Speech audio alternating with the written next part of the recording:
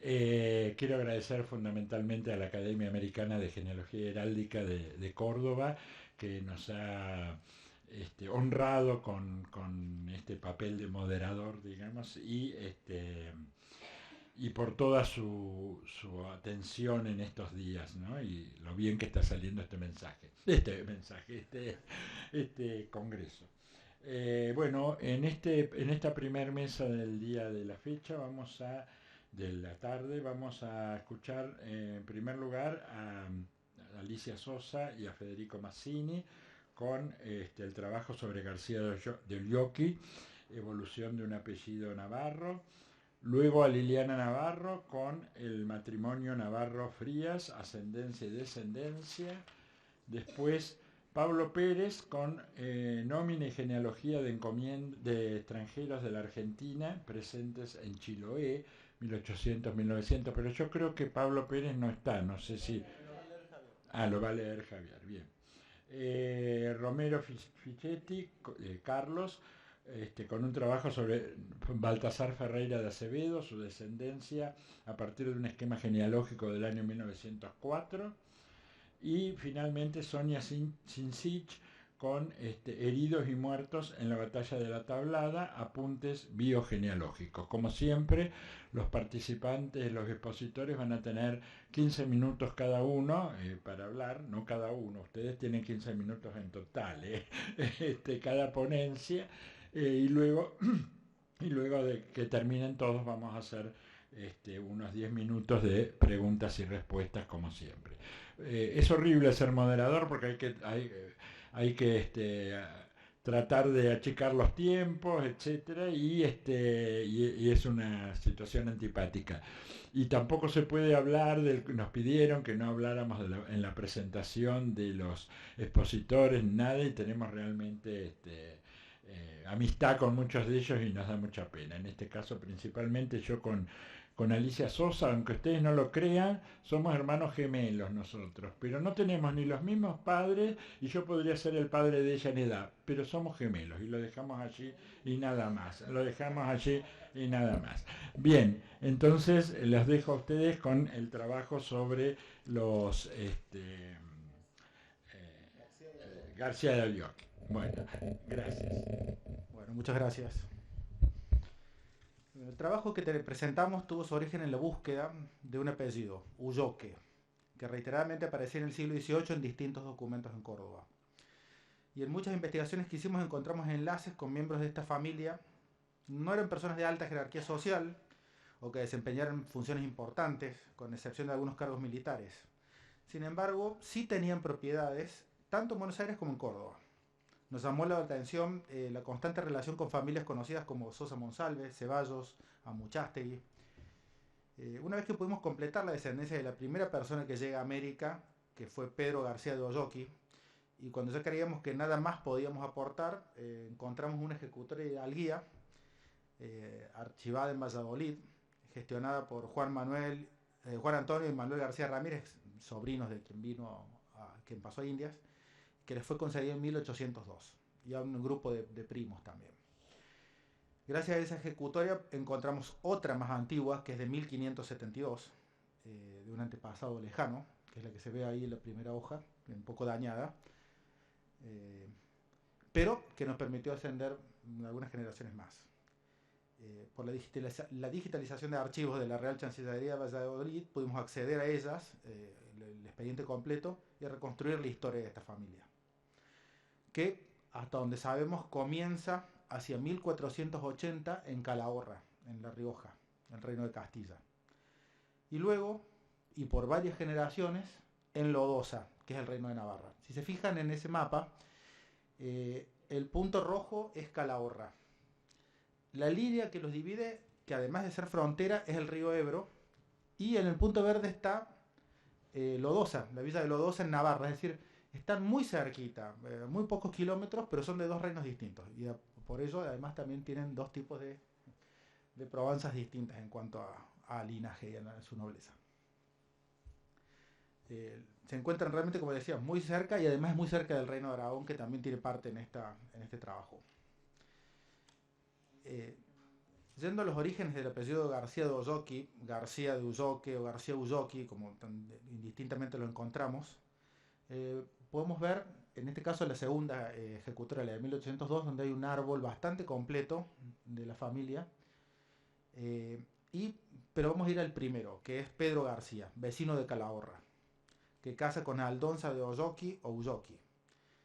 Se debe haber concretado a finales del siglo XV este matrimonio, y sabemos que tuvieron al menos un hijo llamado Diego García de Olloqui, que casó con Catalina Torrellas. Diego García, que creemos que haya nacido en Calahorra, era herrador, y vivió en distintos lugares en la Corona de Aragón, en la villa de Caspe, en Alcañiz y en la villa de la Fresneda, donde se desempeñó como herrero y fue tenido y reputado por Menescal. ¿Qué es Menescal? El sinónimo es albeitar. ¿Qué es albeitar? Es un herrador y aquella persona que se dedica al cuidado de caballos, que tenía una importancia capital en esa época. Además, no solamente eran sanadores de caballos, sino que seleccionaban y compran animales, trabajaban con todo lo relacionado al forraje y al herraje, es decir, está muy relacionado a la herrería. Diego García era tratado como maestre, según algunos testimonios era hidalgo en su tierra. Estas manifestaciones se hacen en Aragón, por lo tanto tendríamos que pensar que su tierra era La Rioja, en el Reino de Castilla. Y no pagaba pechos, es decir, no pagaba lo que pagaban los pecheros, la gente llana, por su oficio. Era una práctica en algunas villas en las cuales este tipo de oficio, por ser tan solicitado y tan necesario, la persona que lo ejercía no pagaba pechos, no pagaba impuestos. Como era práctica en esos pueblos, se sostienen los testigos que recibía paga de balde y salario. Es decir, es una frase medieval que significa que recibía pagos a voluntad por el trabajo desempeñado. De modo que este Diego García de Olloqui era considerado una persona de buena reputación y buen trato. Así vemos las primeras generaciones. El matrimonio de Diego García y Catalina Torrellas tuvo al menos 4 hijos, cuyo nacimiento pudimos verificar. El mayor, Diego García, llevaba el mismo nombre que su padre, casa en Calahorra, en primeras nupcias con María Gómez Carrero, con quien tuvo varios hijos, y el segundo con María Herrera. Fue este Diego el que litiga la hidalguía, la primera, la de 1572, amparándose en los derechos de su padre, probablemente por su profesión. Aquí entramos en una cuestión de que se cuestiona, digamos que confunde hidalguía con la exención de pechos por una cuestión del oficio, pero bueno, finalmente la hidalguía sale, la ejecutoria es a favor de Diego García, la obtiene, y la siguiente ya es, digamos, se lo considera hidalgo de sangre, por lo tanto ha sido muy efectiva la tramitación de estas hidalguías.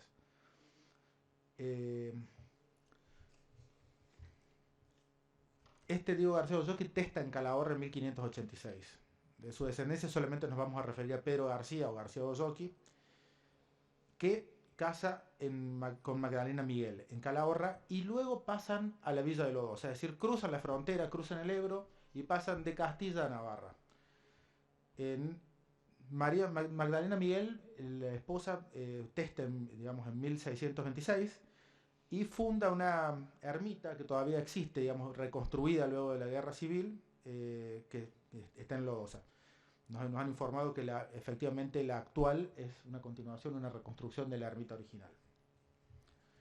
Bueno, esta familia tiene un par de generaciones más en la villa de Lodosa, hasta que finalmente llegamos a Gabriel García de Olloqui, que casa con Josefa Rodríguez de Soria en el año 1678, y son los padres de quien pasa a América, que se va a referir a Alicia.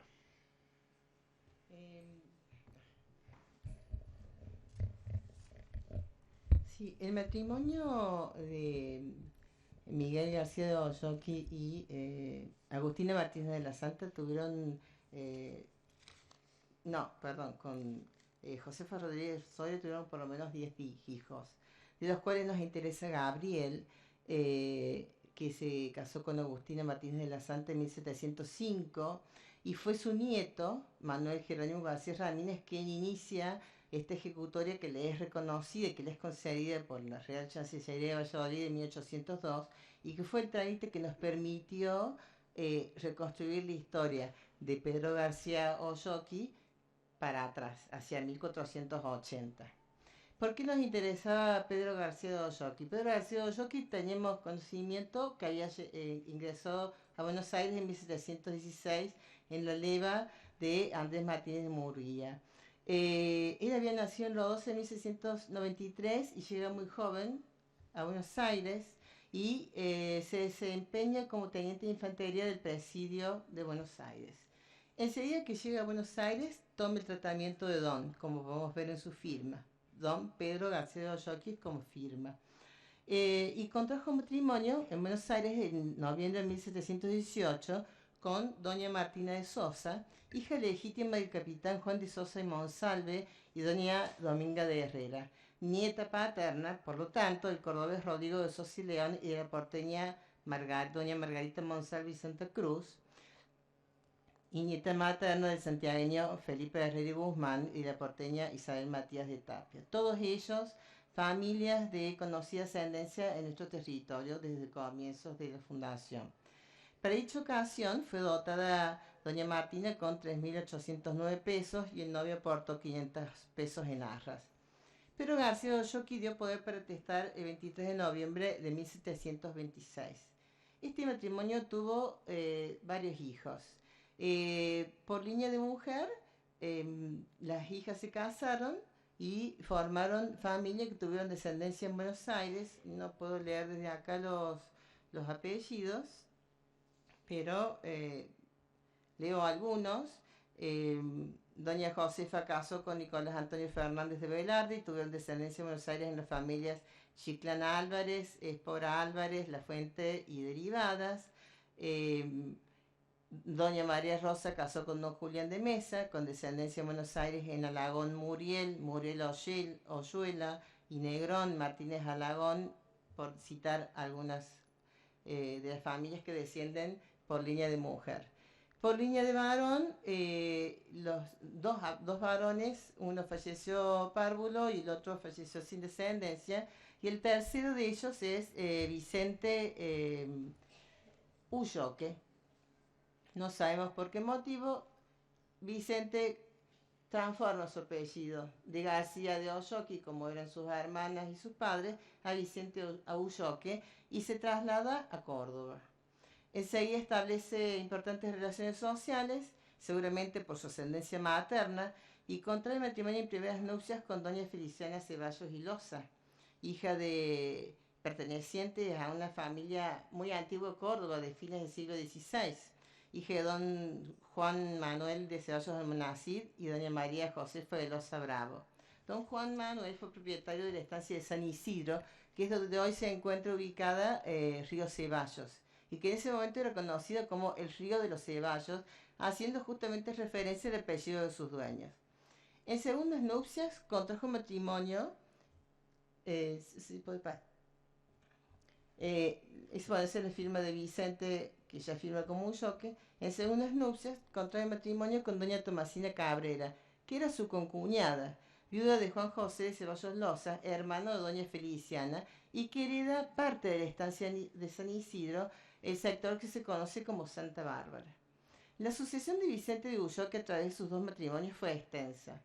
A lo largo de las siguientes generaciones, una y otra vez se cruzaron en matrimonio los apellidos Ulloque, Ceballos, Loza y Amuchastegui, todas vinculadas al predio de Santa Bárbara. Los Ulloque no ocuparon cargos políticos ni militares, siempre se dedicaron a sus huertas y vivieron de lo producido en ellas, en las distintas parcelas que por herencia recibieron. A juzgar por algunos testamentos que pudimos analizar, tuvieron sí un buen pasar económico y muy buenas relaciones sociales. Nos atrajo conocer este linaje, ¿por qué?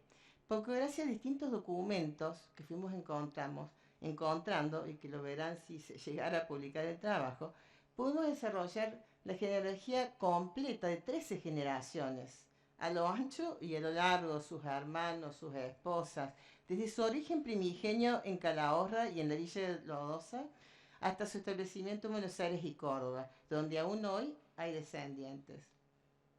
Como reflexión, vemos que estamos puntuales. Creemos firmemente que los estudios genealógicos de linajes en los que la emigración de un continente a otro cortó lazos familiares, como es el caso de Pedro García Olloqui, que llega y corta relación con sus hermanos que quedan en España, son relevantes porque, citando al historiador vasco Juan Amores Carredano, rescatamos la existencia histórica de ese grupo de hombres y mujeres que, a diferencia de los pocos que formaban las élites, apenas dejaron otro rastro reconocible que las breves y dispersas huellas de su condición de emigrante. Precisamente, la información que nos permite rastrear la historia de una familia de tantas generaciones, gracias al hallazgo de estos pequeños datos, un testamento, una carta, las tan ansiadas y buscadas partidas, son indicios y señales que nos permiten acceder, al menos parcialmente, a la historia, a través de la existencia de esa gente sin importancia, confirmando, como dice el citado autor, que toda existencia es importante. Para nosotros, realizar estudios sobre familias que para muchos son anónimas y poder reconstruir su historia con un origen tan antiguo y seguramente desconocidos para quien aún hoy descienden de este linaje, es sin duda un desafío enriquecedor. Para terminar, en la actualidad en España el apellido García Olloqui existe en la Villa de Lodosa, en Calahorra, en Pamplona y en todo el País Vasco. En Argentina el apellido derivó por línea de mujer y no persistió, y en Córdoba, en Río Ceballos, existen muchísimas familias de apellido Ulloque en la actualidad. Y bueno, y hemos sido puntuales. Muchas gracias por su atención.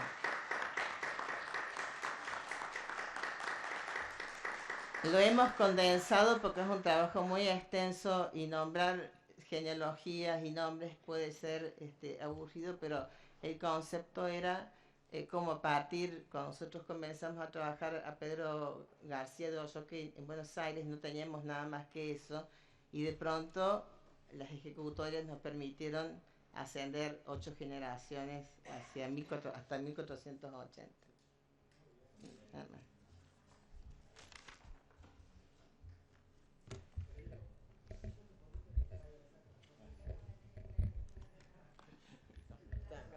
Bueno, aprovecho para agradecer, como tengo medio bozarrón, creo que no necesito tanto el micrófono, para agradecerles por la excelente disertación y que las preguntas vendrán, por supuesto, después. Y por lo menos así me han dicho, Prudencio, que las preguntas tienen que venir después de terminar todo esto, y que muchas gracias por el tiempo en estos minutitos, en 15 minutos. Muchas gracias, me mudo acá. Y invitamos entonces a Liliana Navarro Ibarra, que va a hablar sobre el matrimonio Navarro Frías, descendencia y ascendencia.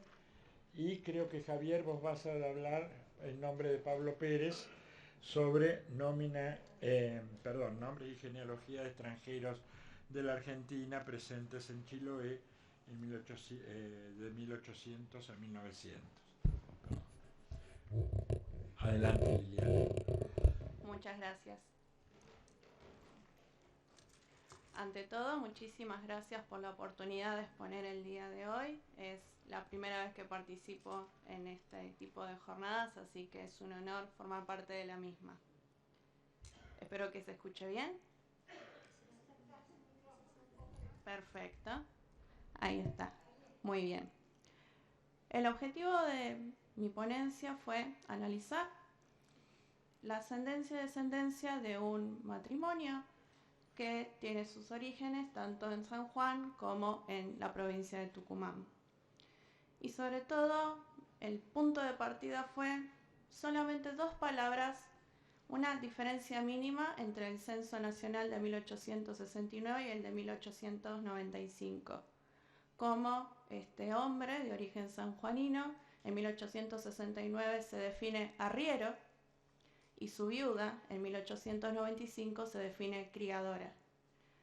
Lo que me interesó fue analizar el trasfondo social, económico de la época para entender cómo llegamos a ese cambio de categoría en poco más, poco menos de 20 años.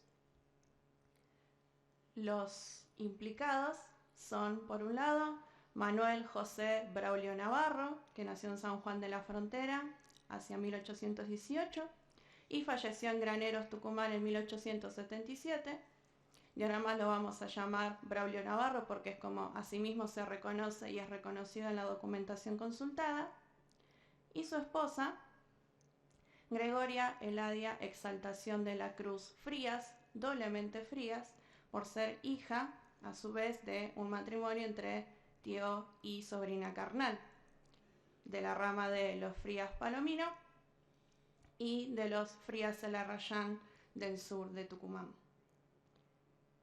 A partir de acá lo que me interesó fue recabar información como para poder reconstruir ese contexto en el cual se conforma este matrimonio, las implicancias que pudo haber precisamente en esta unión matrimonial y entender sobre todo cuáles son los motivos que podrían haber llevado a Braulio Navarro a asentarse en territorio tucumano. Para poner un poco en contexto, y sobre todo porque el contexto a mí me permitió entender la posterior actuación de Braulio Navarro, vamos a decir cuál es su origen. Él, por su parte, era hijo legítimo del matrimonio conformado por don Pedro José Navarro y doña María Petrona Fernández, nieto por parte paterna de Joaquín Navarro, que ha tenido un accionar político bastante fuerte si nos atenemos a lo que son los registros del Cabildo de San Juan y otro tipo de documentación. El bautismo de Braulio data de 1818, fue bautizado en el antiguo templo de San José de la Compañía de Jesús, mientras que el matrimonio de sus padres, de Pedro José y María Petrona, se había dado en 1799 y quedó asentado en la iglesia de San Juan de Dios, San Juan de la Frontera. Si seguimos y ampliamos los datos que proporcionó Marcelo Ignacio Sánchez en su obra El Diccionario Biográfico y Genealógico de San Juan de la Frontera, podemos mencionar respecto a Pedro José, el padre de Braulio, que por un lado comerciaba con Buenos Aires y San Luis, por lo menos hacia 1815, que era hijo legítimo de don Joaquín Navarro y de doña Antonia Rivas, y por ende hermano de el que fuera gobernador, minero y en su momento también escribano público y del Cabildo, don José Navarro, y que Pedro José tuvo una vasta descendencia en la cual Manuel José Braulio es el último de los 11 hijos registrados en distintas partidas de bautismo. A mí me interesó en particular, más bien las circunstancias me llevaron a seguir el rastro de por lo menos 3 de los últimos hijos, José María Navarro, Pedro Saturnino y Manuel José Braulio, porque sus caminos se van a entrelazar de distintos modos a lo largo del tiempo. Otro dato, como para dar un panorama respecto del padre de Braulio, es que tuvo una actuación militar, tanto en 1815 como en 1816, dentro del regimiento de voluntarios de la Caballería de San Juan. Ese dato lo pudimos obtener a través de las copias que quedaron de las tomas de razón del Archivo General de la Nación, pero también contrastar con documentación original que gentilmente el profesor Arancibia me ha permitido leer. Y también decir, y esto para mí es fundamental como para entender lo que viene después, que Pedro José Navarro tuvo actividades mercantiles, se desempeñó como comerciante y arriero y tenía voz y voto dentro del gremio de comercio, que ese dato se pudo sacar o se pudo obtener a través de la colección del archivo del brigadier general José Nazario Benavides, editado en 2017. Volviendo un poco a Braulio, ya teniendo más o menos, por lo menos un panorama de quiénes fueron sus padres y sobre todo cuáles eran las actividades económicas de su padre, es muy poca la documentación que nos permite tener certeza sobre su vida en San Juan, por lo cual durante varias décadas hay como un vacío, si se quiere, documental respecto de lo que fue su accionar, a excepción de 2 menciones o alusiones.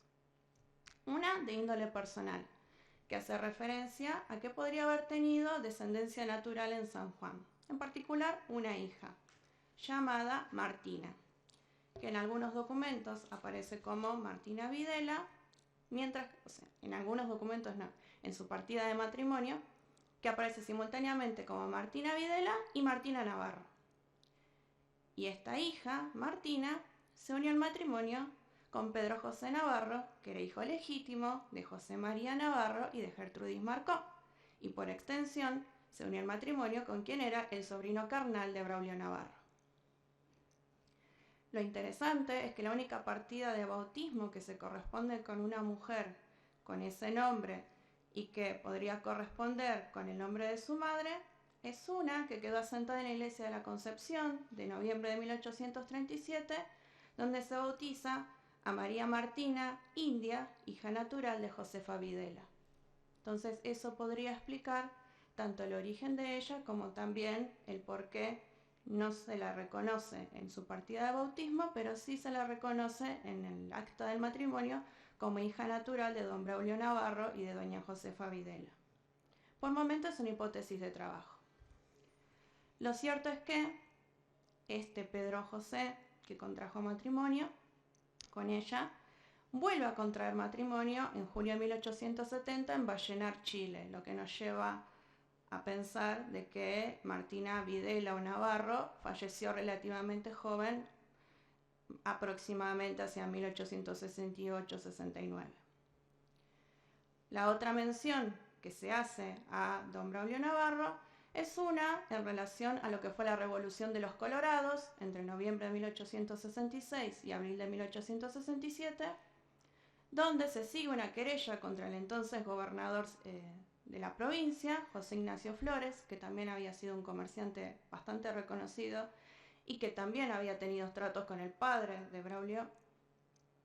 Cuestión que se sigue una querella contra el gobernador y a raíz de las varias personas que se lo citan a declarar, uno de ellos menciona José Ignacio Oro, de 30 años labrador, declaró que le constaba la compra hecha a don Braulio Navarro, a que se refiere la partida relativa, y que era cierta la partida de la que fue vendedor el declarante.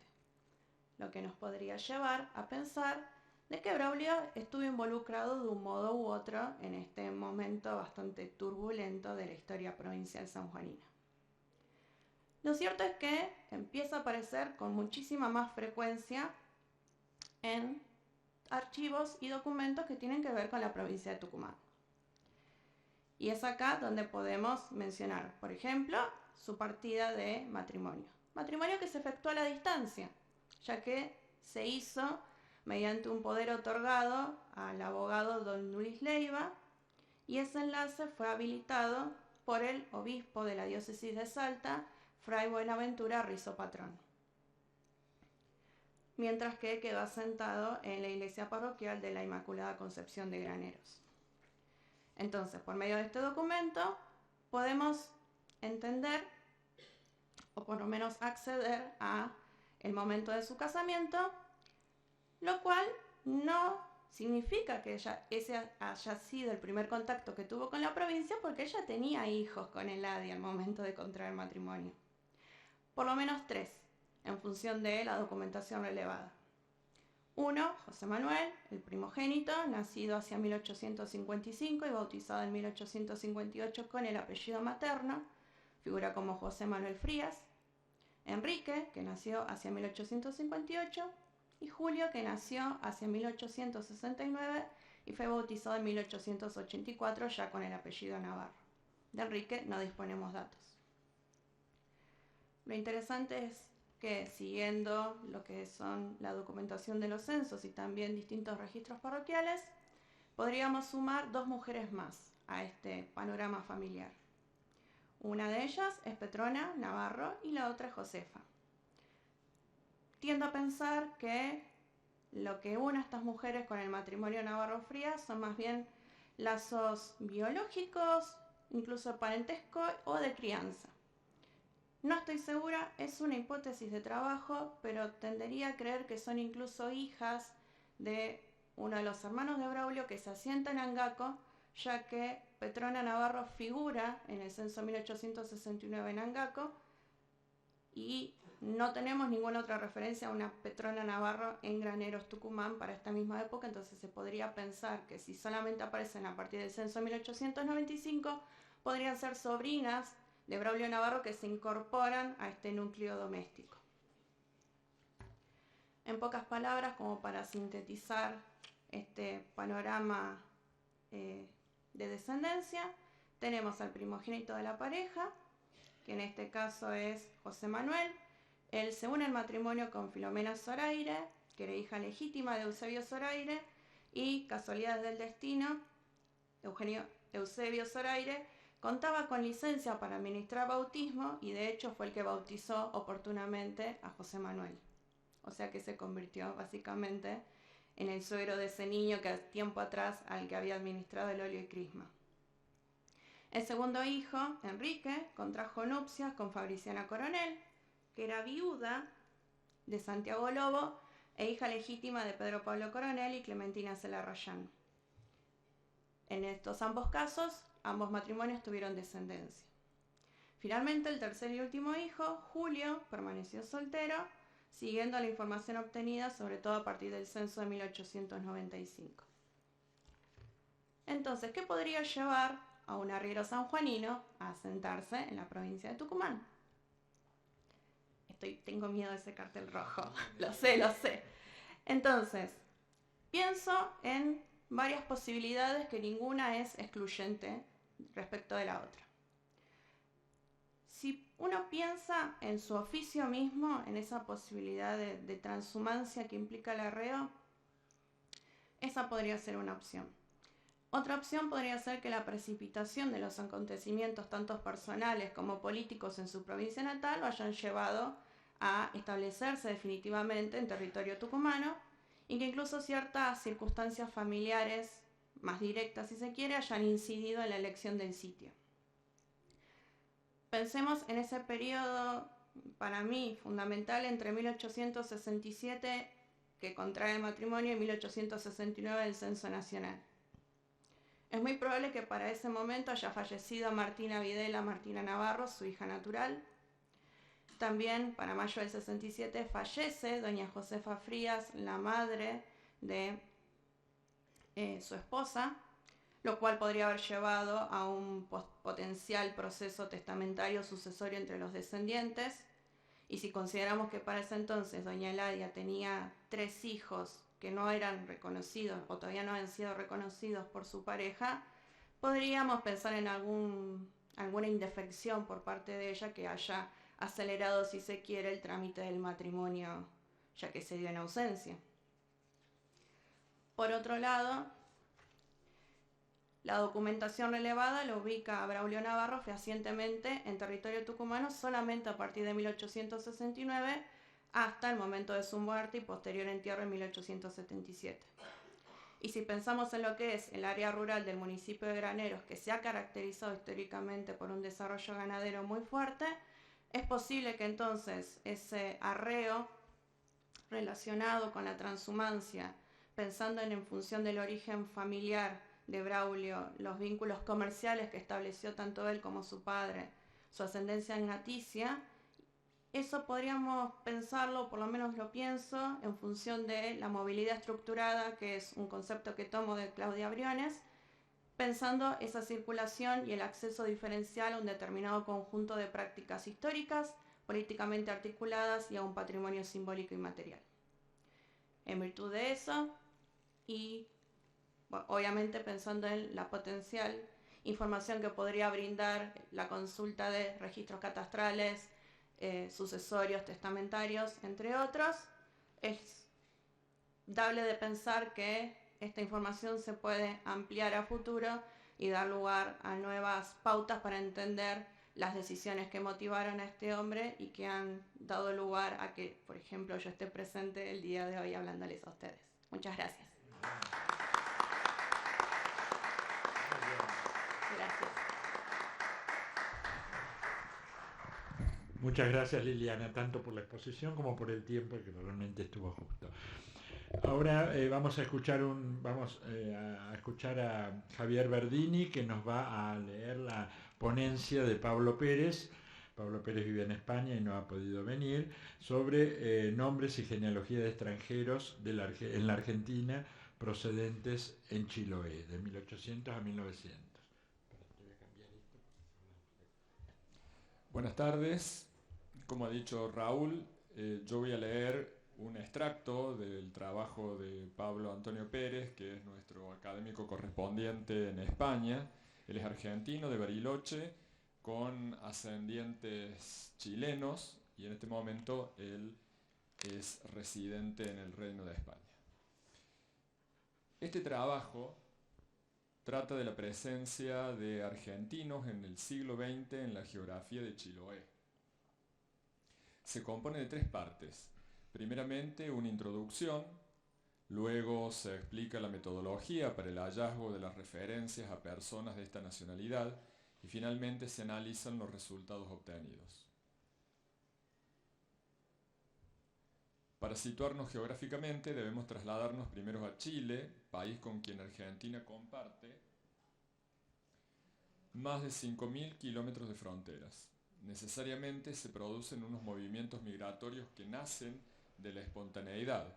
Hay amigos, parientes y conocidos de un lado y del otro. Cuando un país está económico o políticamente alicaído, el vecino resulta beneficiado con la emigración. Esto es la historia del hombre, y siempre ha sido así. Alrededor del paralelo de 42 grados sur, una de las regiones de Chile, la coloreada en rojo, como puede verse en la diapositiva, conforma el núcleo histórico de la antigua provincia hispánica de Chiloé, una dependencia que estuvo mucho tiempo aislada y que es origen de una cultura muy definida.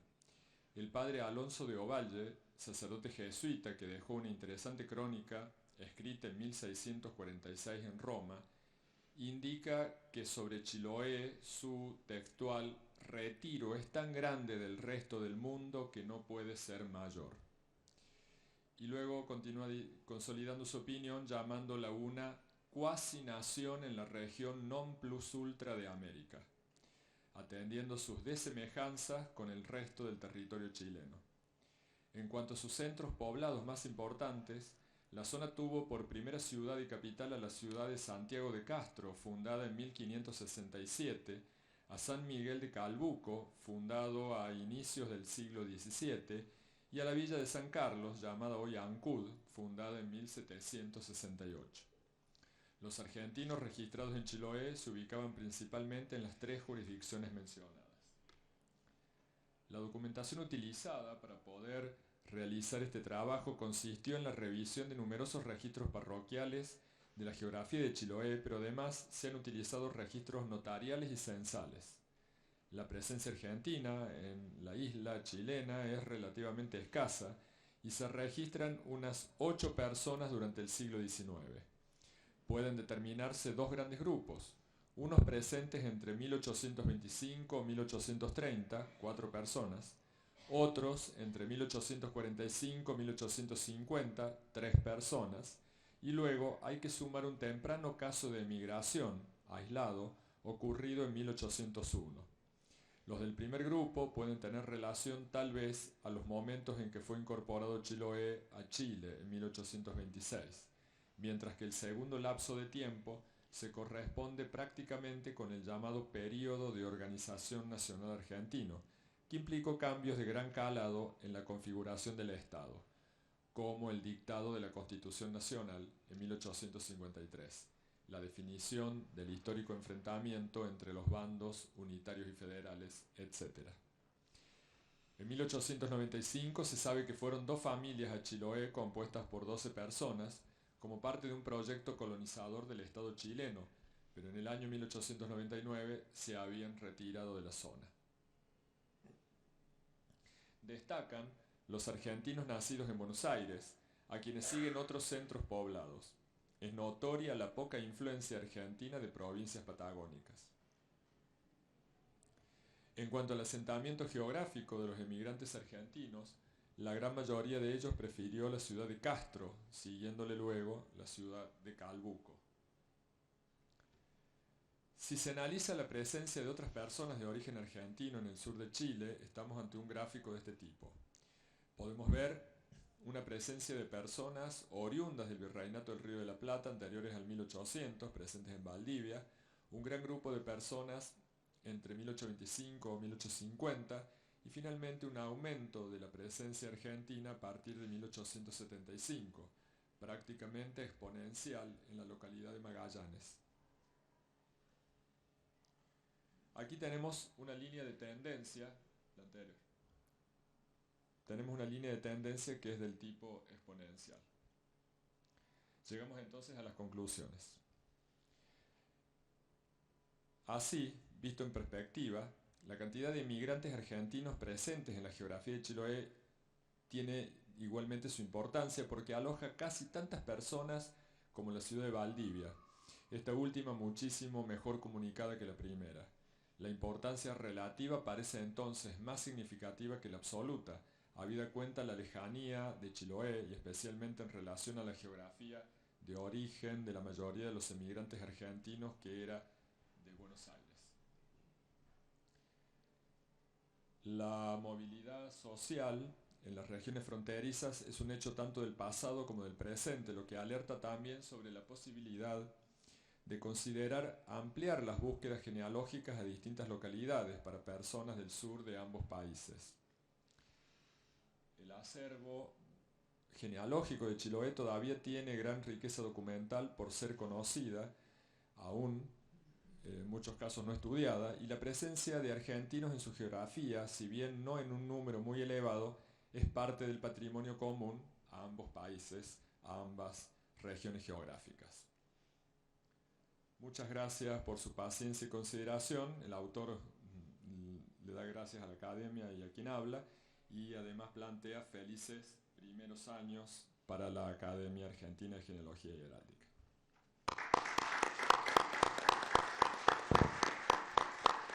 Gracias, Javier. Debo disculparme porque va a ser solamente una lectura y no un comentario del trabajo, porque el autor sería el más indicado para eso. Así es. Bueno, muchas gracias Liliana, muchas gracias Javier, y invitamos a que pasen al estrado Carlos Romero Fichetti y Sonia Sincich. Bueno, Carlos Romero Fichetti va a comenzar hablando sobre nada menos que Baltasar Ferreira de Acevedo, su descendencia a partir de un esquema genealógico del año 1904. Te escuchamos, Carlos. Perdón, sí.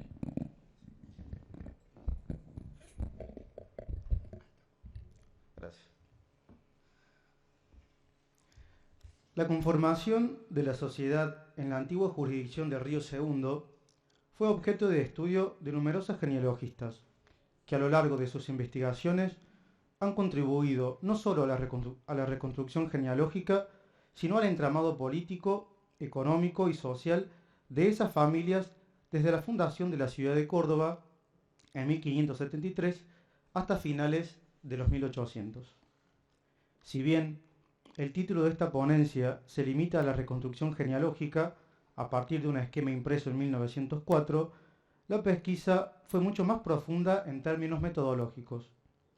Así, el trabajo se delimitó de la siguiente manera: investigación y desarrollo de las ramas, análisis bibliográfico y, por último, contexto histórico y social.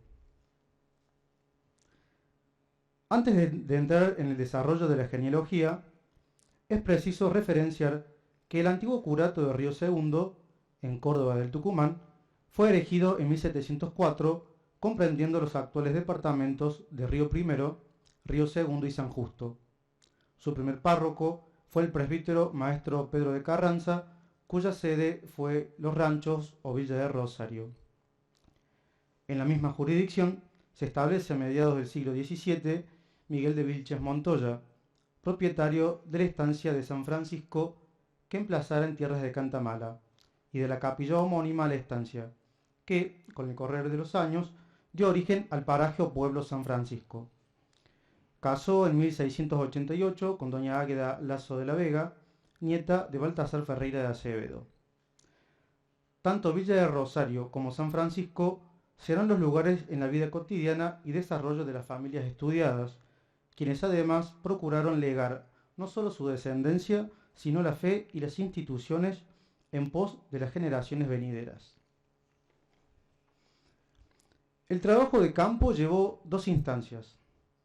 Primero, el desarrollo del árbol. El árbol e impresión original es propiedad de la señora Ivana Boris Gómez, que lo heredó de su abuela materna. Luego de facilitarme el impreso para analizarlo, realicé un escaneo y posterior restauración digital del mismo para así ejecutar la investigación.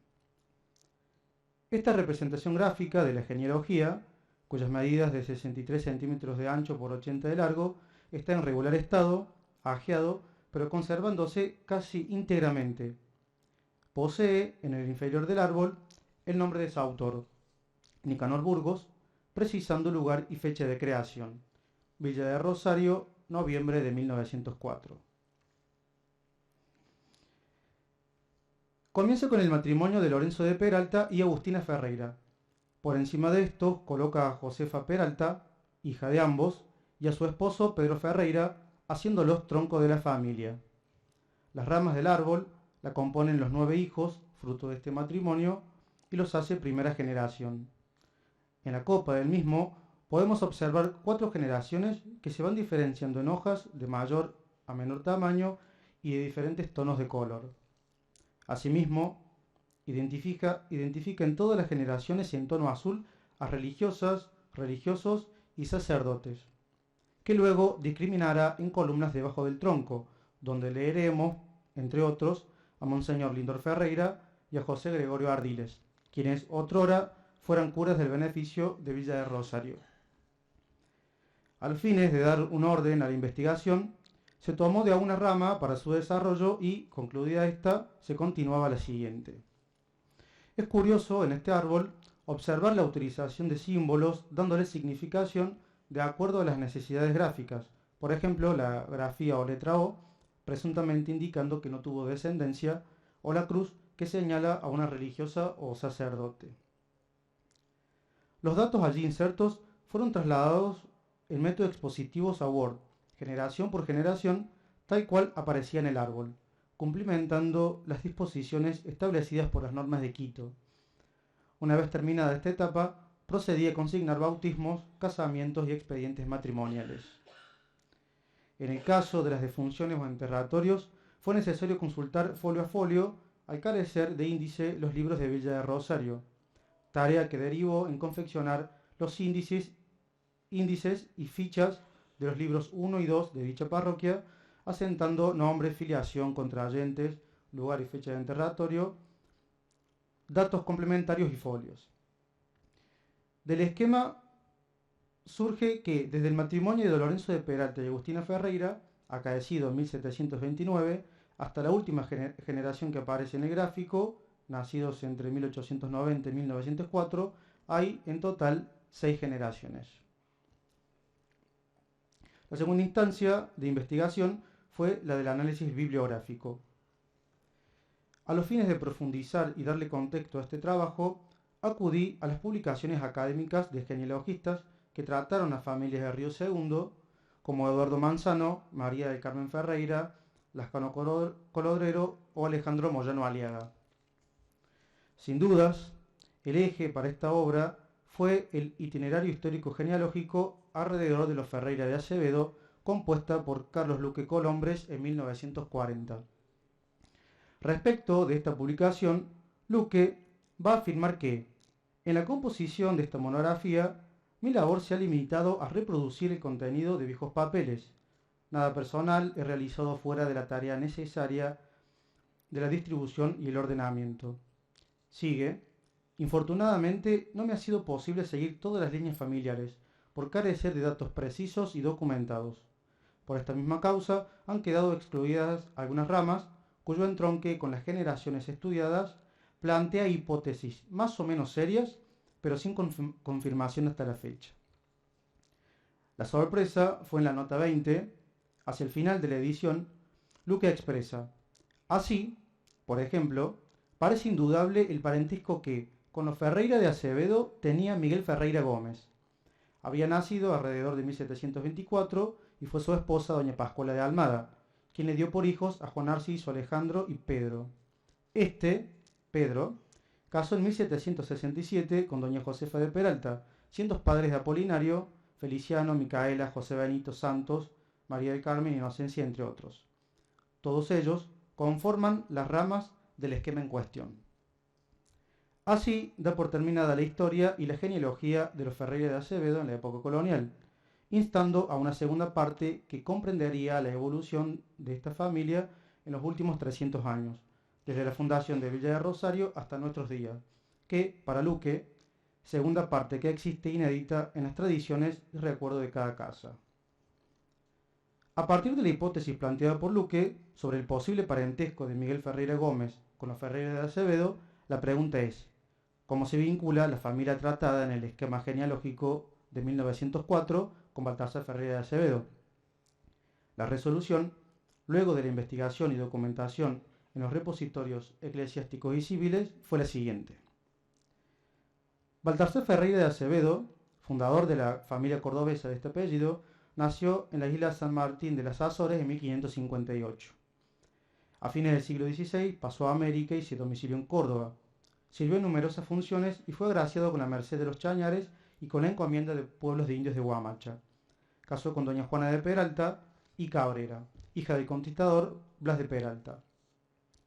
Del matrimonio entre Baltasar y doña Juana nacieron 8 hijos, de los cuales solo nos ocuparemos de 2, Juan de Peralta de Acevedo y Francisco Ferreira de Acevedo. Tanto ellos como su descendencia tuvieron larga actuación en el Río Segundo, donde además se establecieron.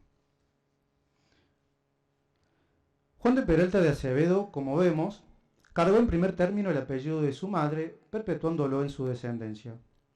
Casó con doña María de Sosa y fueron padres, entre otros, de Francisco de Peralta de Acevedo, padre a su vez de Pedro de Peralta, capitán de milicias casado con Ana de Zábala, quienes a su vez procrearon a don Lorenzo de Peralta, esposo de doña Agustina Ferreira.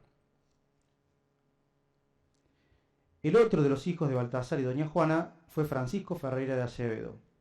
Este casó con doña Águeda Lazo de la Vega, padres de don José Ferreira Lazo, quien contrajo matrimonio con doña Susana Pacheco de Mendoza, de cuyo enlace nació José Ferreira y Pacheco, casado con doña Ana Gómez, padres a su vez de Miguel Ferreira Gómez, quien casó con Pascuala Almada.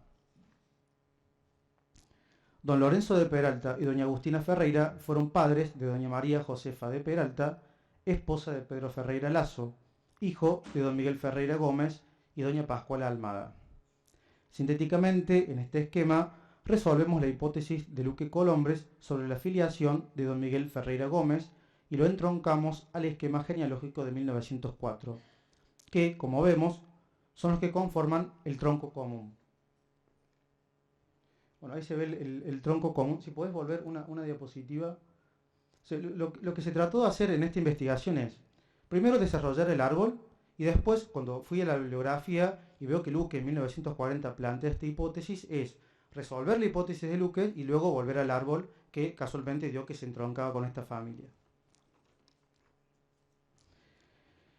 En 1778, el censo padrón encuentra a don Miguel en su casa del paraje de San Francisco de Río Segundo, con 70 años, su mujer y, además de 5 hijos, una esclava llamada María.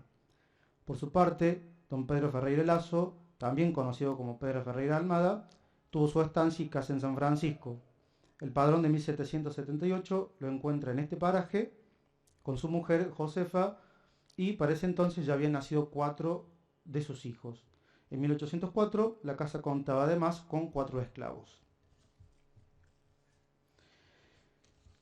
A lo largo de la investigación, teniendo como guía el árbol de 1904, se han sorteado avatares que han sido contrastados con la documentación. De su autor, Nicanor Burgos, sabemos que nació en Villa de Rosario y que además de confeccionar la impresión de los Ferreira, realizó al menos otra sobre la familia Gómez de similares características. Su trabajo registra valiosa información de la descendencia de las ramas, aunque ignoramos el criterio para su confección. De las consideraciones podemos nombrar las siguientes. Primero, el gráfico indica varias ramas truncadas que, siendo investigadas, tuvieron matrimonios y descendencia. Es común los errores en las grafías. Se ha observado además que Nicanor Burgos solo tuvo en cuenta las primeras nupcias, de los matrimonios, graficando los hijos de estos enlaces, pero de las segundas no ha dejado registro. Y otro punto interesante a resaltar es el apellido. A los fines de unificar el trabajo decidí inscribir el apellido Ferreira con Y. En el gráfico, en cambio, observamos que los inscribe con I latina. A pesar de que varios autores han tratado otras familias o otras ramas de Baltasar Ferreira de Acevedo, ha quedado a criterio de cada uno la inscripción de tal grafía. Luque y Moyano Aliaga la van a desarrollar con la grafía latina, mientras que María del Carmen Ferreira indicará que la forma correcta es la Y. Prudencio Bustor Gañaras ha dado marco teórico a esta problemática en su Antroponomía hispanoamericana, y en su apartado sobre los apellidos traducidos o transliterados va a decir que su paso de este individuo a un país a otro, de una región a otra de la misma lengua, solía provocar antiguamente la traducción o transliteración de su apellido, sufriendo una distorsión ortográfica llamada falsa audición, conviviendo la inscripción de una u otra grafía, incluso en la misma familia, como vemos en el caso de los Ferreira. Es menester notar que en el texto del citado autor, en página siguiente, va a indicar que el apellido se utiliza con Y. Para finalizar el desarrollo de la investigación en torno a este esquema genealógico, los aportes de los documentos inéditos existentes en los archivos y la bibliografía y el aparato erudito consultado han sido determinantes para la reconstrucción de las familias estudiadas, su inserción en el medio, los aspectos políticos, económicos, sociales y culturales, como así la religiosidad, característica inherente de estas familias.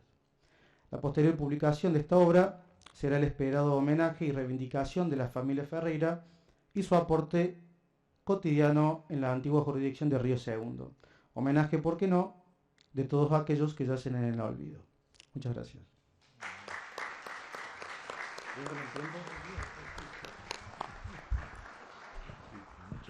Muchas gracias, muy interesante. Bueno, ahora sí vamos a escuchar a Sonia Sincich sobre heridos y muertos en la batalla de la Tablada, apuntes biogenealógicos. Perdón.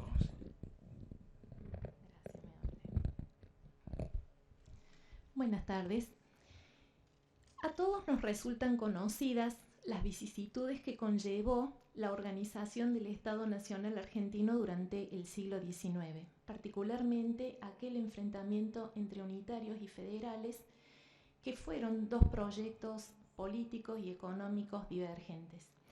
Y en este contexto, el combate o la batalla de la Tablada, ocurrida en Córdoba, en la ciudad de Córdoba, en 22 y 23 de junio de 1829, adquiere relevancia por la magnitud de las tropas contendientes. Milicias interprovinciales que conformaban los ejércitos del general José María Paz y del general Juan Facundo Quiroga se enfrentaron a escasos 7 kilómetros del centro de la ciudad. Este suceso nos lleva a reflexionar sobre estas cuestiones. En primer lugar, el reclutamiento de hombres para la batalla, los desplazamientos desde distintas regiones del país, el impacto de esto en las estructuras económicas, sociales y familiares, la vehemencia del combate, la crueldad en los movimientos contestatarios al mismo y el impacto que tuvieron estos dos combates, o sea, 2 días, en la existencia de aquellos que sobrevivieron. El objetivo de esta ponencia es, en primer lugar, presentar una nómina de oficiales y tropa de ambos ejércitos que fueron ingresados en el Hospital San Roque entre los días 22 y 30 de junio de 1829. Y a partir de esto presentamos, a través de un cuadro comparativo de 2 fuentes que ya citaré, presentamos las identidades de estos soldados que pertenecían a 2 ejércitos. El objetivo es poder averiguar o poder aprovechar aquellos detalles de la vida y hasta de la muerte de estas personas que combatieron de ambos bandos para trazar biogenealogías en algunos casos que nos resultan particularmente singulares y avanzar hasta donde la disponibilidad y la claridad de los registros nos permitan hacerlo. Las fuentes documentales utilizadas básicamente son los informes elevados al ministro de Gobierno, don José Manuel Izaza, por el subinspector de hospitales, el doctor don José María Fragueiro, nombrado a tal fin. Estos registros, estos informes, mejor dicho, dan cuenta de los oficiales y tropa de ambos ejércitos que fueron internados en el Hospital San Roque para su recuperación y en algunos casos de aquellos que fueron asistidos en domicilios particulares. Se consignan nombres y apellidos, regimientos al que pertenecen, clase o grado militar, fecha de alta y muertes en algunos casos. Disponemos además de las anotaciones propias del mencionado hospital, donde se indican las recepciones de hombres enfermos, ofreciendo importantes referencias personales acerca de ellos, el número de orden, nombre y apellido, el lugar de procedencia, fecha de ingreso y de alta médica, muerte, estado civil, nombres del cónyuge y de los padres e indicios sobre sus trabajos u ocupaciones, paisano, militar y en este último caso, división o guarnición de revista. Debemos explicar dos cuestiones. En primer lugar, a medida que avanzaban las operaciones militares en la provincia, decrece, disminuye notablemente el rango de informaciones que ofrecen los registros del Hospital San Roque. Entendemos que esto se debe a que el hospital se encuentra desbordado por la cantidad de enfermos, de heridos que ingresan, y por otra parte entendemos que la celeridad con la cual se debe registrar esto hace que haya algunas distorsiones. Por ejemplo, en ocasiones los registros del Hospital San Roque se presentan números de admisión discontinuados, repeticiones, omisiones, fechas incorrectas o incompatibles de ingresos o altas y discrepancias en cuanto a los cuerpos militares asignados. Es por ello que a la hora de presentar la nómina de oficiales y de soldados heridos, lo hicimos a través de un cuadro comparativo a partir de los datos que ofrece el informe del subinspector de hospitales. Allí se consignan, si podemos avanzar en la foto un poquito, allí, por ejemplo, se ofrecen la afiliación, o sea, nombre y apellido, el grado o clase, el regimiento al cual pertenecen, la fecha de alta o de muerte en todo caso, y en la columna derecha vamos cotejando los datos del Hospital San Roque. Hemos cruzado los datos y en algunos casos hay soldados y tropa que no aparecen registrados en los libros del hospital y en otros casos aparecen personas homónimas o personas repetidas y entonces, o por ejemplo con la guarnición de revista o el regimiento como que no coinciden con los informes del subinspector de hospitales. Entonces, presentar esto en formato de cuadro comparativo nos permite, digamos, de alguna manera cuestionar o interrogar a las fuentes para ver qué nos pueden ofrecer. Debo aclarar que tenemos por separado en los cuadros hechos, ahí se muestra solamente un poquito, pero los cuadros son varios porque hemos separado la lista de oficiales y tropas que corresponden al llamado Ejército Libertador, que es el Ejército del General Paz, y por otra parte al Ejército Invasor, como se consigna en la fuente, que es el ejército liderado por el General Quiroga. El llamado Ejército Libertador, del cual el General Paz era comandante en jefe, estuvo conformado por los regimientos número 2 y número 5 de cazadores, que eran infantería, bajo el mando de los coroneles José Videla Castillo y el teniente coronel Isidoro Larraya, el batallón o piquete de cazadores de la libertad, que estaba conformado por hombres de color, esclavos o libres, bajo las órdenes del mayor Lorenzo Barcala. Tenemos el escuadrón de voluntarios argentinos, bajo el mando del coronel Gregorio Araoz de la Madrid, el batallón número 2 de caballería del coronel don Juan Pedernera, la división del Tucumán, dirigida por el coronel Javier López, dos baterías de artillería dirigida por el mayor don Juan Arengrín, y los regimientos de caballería organizados en los distintos curatos de la provincia. Por otra parte, el ejército federal, del cual el general Quiroga era comandante general de armas de La Rioja, también se conformaba por las fuerzas lideradas por el coronel José Félix Saldao, las fuerzas del desplazado gobernador de Córdoba Juan Bautista Bustos, y las de don Marco Antonio Figueroa, gobernador de Catamarca. O sea que los dos ejércitos fueron en realidad ejércitos que llevaron muchas personas. Entonces, nosotros nos interrogamos también sobre circunstancias de la vida y de la muerte de estas personas, porque más allá de ser un nombre o un número de muertos o de heridos, detrás de eso hay personas que fueron arrancadas de sus lugares de nacimiento, que tenían familias, que tenían ocupaciones, y en la medida de lo posible lo que nosotros estamos tratando de hacer es indagar en aquellos aspectos de sus vidas personales y de sus trayectos. El informe del subinspector de hospitales nos proporciona una cantidad de 75 hombres heridos correspondientes al ejército del general Paz y 2 muertos, mientras que 98 hombres pertenecen a las fuerzas del general Quiroga y 3 muertos. En tanto que los apuntes del Hospital San Roque indican 86 heridos del ejército de Paz y 90 de Quiroga, y los decesos suman 11 y 8 respectivamente. Las cifras de muertos y heridos evidentemente están subestimadas si pensamos en la dimensión de las fuerzas enfrentadas en la batalla de la Tablada. Las 4 divisiones en las que Paz dividió su ejército sumaban 2.350 hombres aproximadamente, mientras que Quiroga ingresó en Córdoba con 5.000 hombres entre riojanos, catamarqueños, puntanos, mendocinos y cordobeses.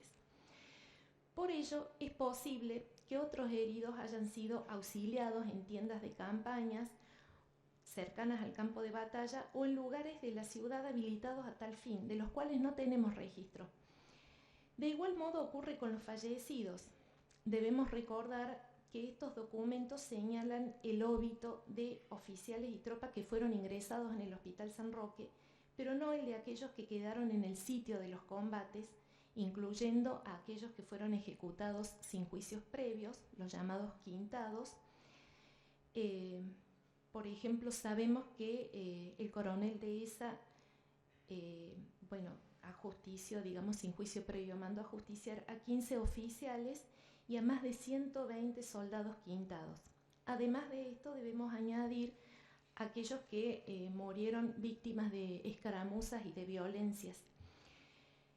Además, una mirada a las admisiones en meses anteriores y posteriores a la batalla, una mirada, sobre los registros del Hospital San Roque, nos permiten comprobar decesos de hombres ocurridos mucho después de la batalla a raíz de heridas y de meses o varias semanas de estar internados, como también de reingresos ocasionados por enfermedades preexistentes. De las informaciones relevadas aquí, como habíamos anunciado al comienzo, emergen historias de vida y de muerte que creemos merecen ser contadas. Afortunadamente, hemos accedido en el Archivo Histórico de la provincia de Córdoba a fuentes documentales de gran valor testimonial en las series de Gobierno y Crimen, que ampliadas con registros parroquiales imprescindibles para nuestra tarea, nos ayudan a iniciar un trazado biogenealógico de algunos de los participantes de este suceso. Muchos de ellos eran veteranos de las campañas del periodo independentista y aún de la reciente, por aquella época, guerra con el Brasil, mientras que otros, quizás la mayoría, habían sido forzados a incorporarse por los que contaban con escasa o nula instrucción militar. Los ejércitos movilizaron, como ya hemos dicho, hombres desde distintas regiones del país. También sabemos de la participación de extranjeros en ambas parcialidades, peruanos, chilenos, portugueses, digamos indicados como procedentes de del reino de Portugal, pero la mayoría de ellos proceden de Minas, españoles, algunos italianos. Cualquiera fuese su territorio de procedencia, los incorporados fueron apartados de sus actividades diarias, de su trabajo y de sus hogares. Contamos con datos muy, muy abundantes sobre el batallón de cazadores de la libertad formados por gente de color, porque encontramos una lista de ellos que suman alrededor de 96 hombres agrupados por oficios y profesiones y de acuerdo al cuartel donde vivían en la ciudad de Córdoba, lo cual es fácil, digamos, seguirlos a través de los censos y buscar datos biogenealógicos de ellos. También a través de los censos hemos podido dar con algunos soldados quiroganos que estaban viviendo en la ciudad de Córdoba. El tema nos induce a pensar en los itinerarios de vida que corrieron ellos luego de la batalla.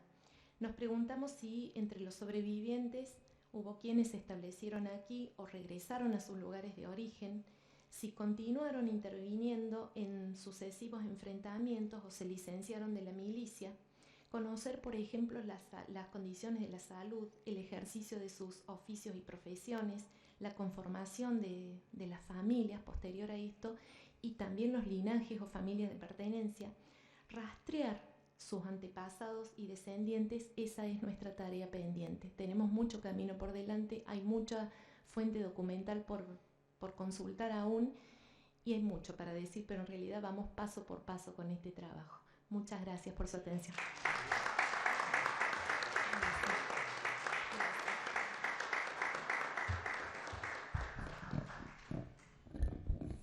Bueno, muchísimas gracias a todos los expositores por sus excelentes intervenciones y además por hacerme quedar bien porque hemos terminado muy a tiempo.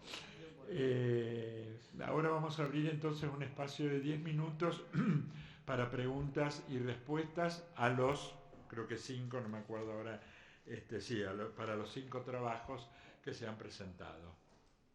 Bueno, sí, el de Pablo Pérez no aceptamos preguntas porque no está presente el autor. Yo te voy a hacer agua pucha. Sí, para Guillermo Collado le podés llevar el... Bueno, había pedido acá primero.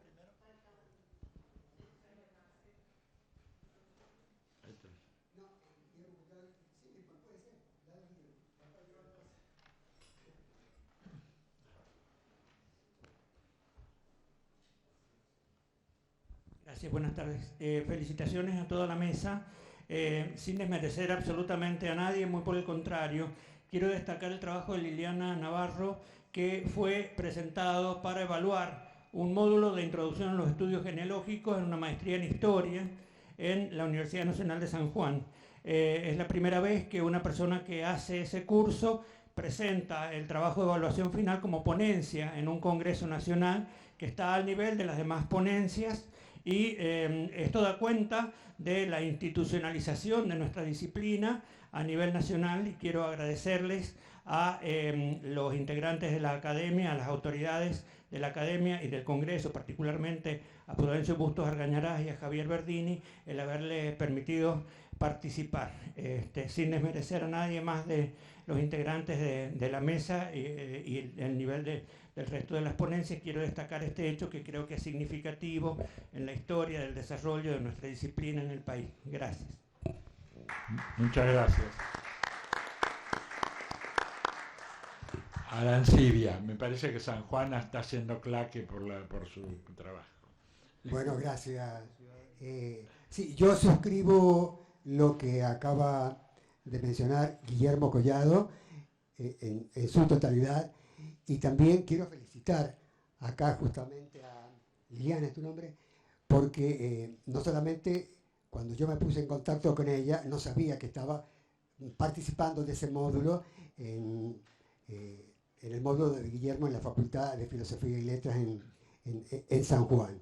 Y justamente el que hoy haya referenciado de que mi trabajo, el libro que he traído acá para la venta y presentarlo mañana, le ha servido también para su trabajo. El otro punto era para... ¿Dónde está Javier? Javier, cuando tuviste que hablar sobre el señor... No, ese trabajo no entra en pregunta. No, es que no sabes lo que voy a preguntar. Quería preguntarte si el señor Pablo Pérez es el mismo señor que en muchas oportunidades ha participado en distintas conferencias. ¿Cómo? Virtualmente. Por eso es que no, al no verlo siquiera en una foto no podía relacionar si era la misma persona, así que, bueno. Sí, siempre, perfecto, siempre claro. Trabaja mucho sobre Chiloé. Claro, sí, trabaja sobre Chiloé. Bien, perfecto.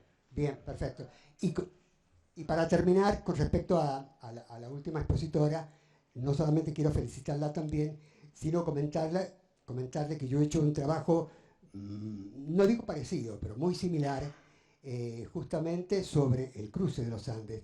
Pero anteriormente a este libro que está en preedición, encontré a través de Family Search un documento que tuvo más de 200 años en el archivo de la parroquia de la Merced. Y yo accidentalmente trabajando en Family Search, buscando un apellido cualquiera, di con justamente aproximadamente 200 soldados que entre 1815 y 1820 ya estaban trabajando en San Juan para realizar el cruce de los Andes. Y con esa información elaboré inicialmente una suerte de estudios biogenealógicos para la creación de historias de vidas. O sea que, en definitiva, el final de ese trabajo fue una especie de historia particular, de vida de cada uno de esos soldados que yo había encontrado trabajando y combinando actas de bautismo, de casamientos y de defunciones. Y después, cuando terminemos y salgamos, le quiero preguntar muy particularmente sobre Lorenzo Barcala. Nada más. Gracias. ¿Alguna otra pregunta? Marcelo. Gracias.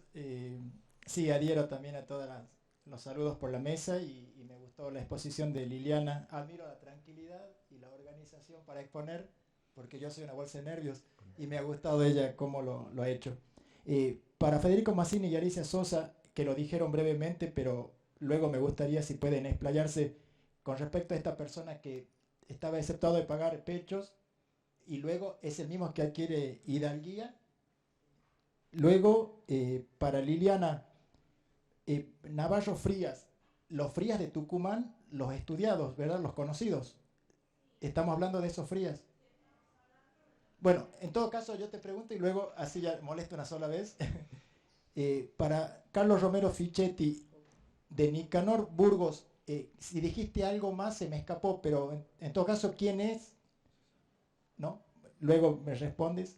Y para Sonia Sincic, me encantó tu trabajo. Y luego, no sé si conoces el libro de Alejandro Morea sobre ejércitos de la patria. Bueno, hay mucha bibliografía sobre el tema. Y lo interesante es ver, él hace ahí estudios también con respecto a la familia de los soldados y tratar de entender, uno tiene el preconcepto de dónde provienen socialmente, pero luego indagando, ¿no? Uno puede encontrar algunas excepciones quizás para enriquecer el conocimiento. Pero excelentes los trabajos. Gracias. ¿Quieren contestar? ¿Quién iba a contestar? Alicia Sosa. Bueno, Marce... Estoy. ¿Se escucha? Respecto a la primera ejecutoria, que es la de 1572, él presenta una ejecutoria por Hidalgo de Sangre, como Hidalgo de Sangre. ¿Qué pasa? El Consejo de Calahorra, digamos, el Ayuntamiento de Calahorra, ¿no se escucha nada? Sí. Bueno. No. ¿Querés subir, Fede, y hablas acá? Yo te doy lugar. Lo mismo. Ahí escuchás. Ahí. A ver. ¿Ahora? Sí. Bueno, la ejecutoria de 1572, el pretendiente pide ser declarado, digamos, que se le reconozca su hidalguía de sangre. El Consejo se opone, el Consejo de Calahorra se opone, diciendo que presenta testigos de que él era menescal pechero. Menescal era el albeitre, el herrador de caballos, el que los cuidaba. Y los testigos declaran de que no pagaba pechas en la Villa de la Fresneda, por ejemplo, porque inmemorialmente ese oficio no pagaba por lo necesario que era, digamos. Pero finalmente se le concede, se le tenía muy buena consideración a la persona. Yo calculo que como era una persona instruida y digamos, se le conocía, no hubo más oposiciones y se le concede como una hidalguía de sangre. En la ejecutoria que tiene sentencia en 1802 se vuelve a reconocer de la misma manera. Es decir, es como una especie de reconocimiento de lo anterior y además es masivo para todo un grupo de primos. Sí. En realidad nos queda la duda si esta hidalguía de sangre que él solicita era porque la traía de antigua data y por los años no se podía probar, o por su profesión, porque había profesiones como la de herrero que realmente se los reconocía como hidalgos. No nos olvidemos que el hidalguía era el estamento más bajo, ¿no es cierto?, del estado noble y que tenía la exención de los pechos. Pero bueno, nos quedó las dudas y a él se les da la hidalguía de sangre. A él, y después en 1802 nuevamente se les reconoce hidalguía de sangre. Bueno, ¿están respondidas las preguntas, Marcelo? Liliana. Sí, bueno, precisamente respecto de los Frías, quienes mejor los han estudiado fueron Jorge Corominas y Luis Marcelo Celarrayán hijo.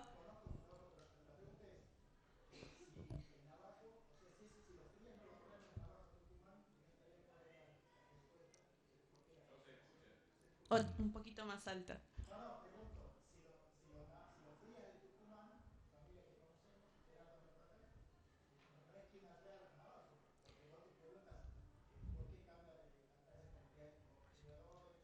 Exactamente, es una de las cuestiones que me gustaría saber qué aporta cada uno a este matrimonio, porque evidentemente hay algo más en juego que simplemente el reconocimiento de hijos o una unión conyugal per se. Hay algo más en juego que espero que con futuras indagaciones documentales se pueda ver, bueno, qué es lo que está aportando no solamente individualmente, sino también las familias, de qué modo están interactuando.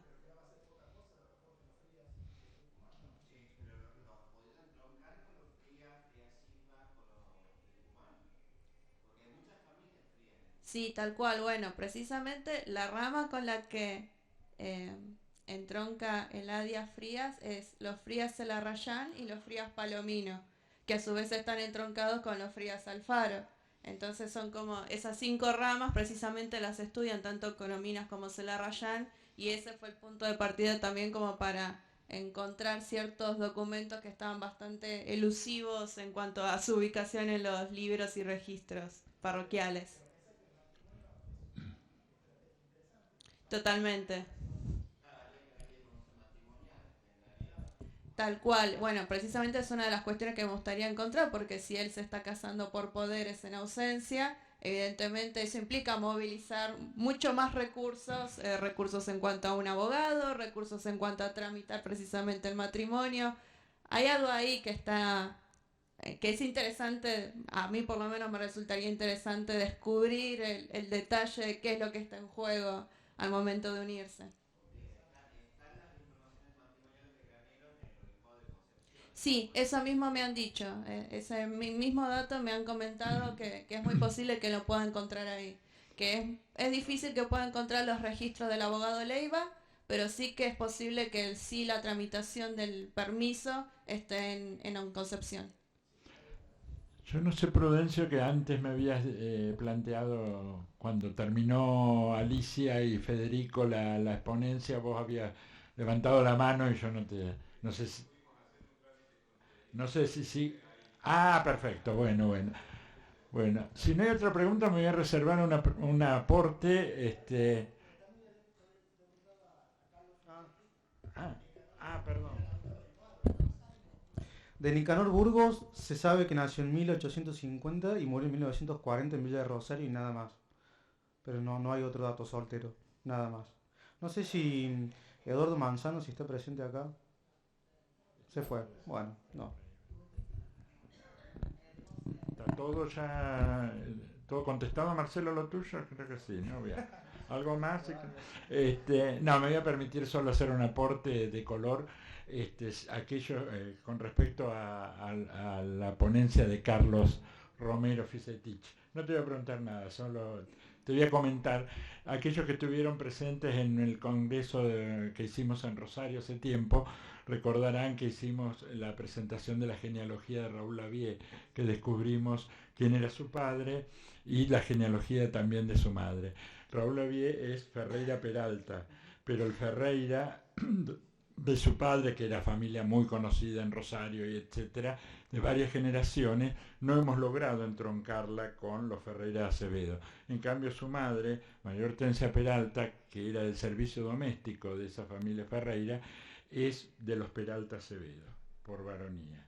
Después de un montón de generaciones descubrimos que la genealogía de la madre llegaba a estos descendientes de Blas de Peralta, pero que no adoptaron el apellido Ferreira. Solo eso como un dato de color. Bueno, si nadie tiene otra pregunta, pasamos a la pausa para el café y luego continuamos.